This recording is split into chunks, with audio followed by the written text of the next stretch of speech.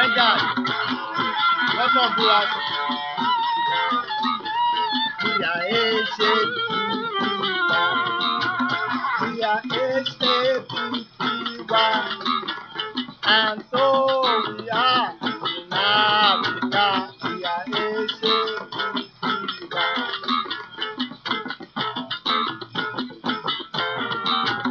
We are H-A-P-P-Y. We are H-A-P-P-Y. And so we are in Africa. We are H-A-P-P-Y.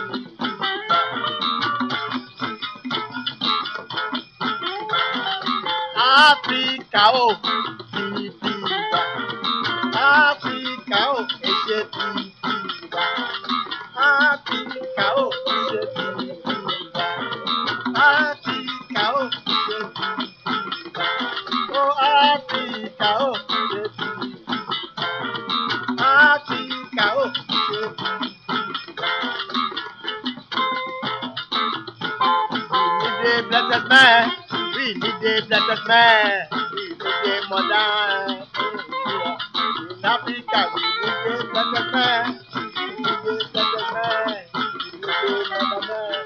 Oh, in Africa, we need a man. We need a blessed man. We need a modern man. Oh, Africa, oh,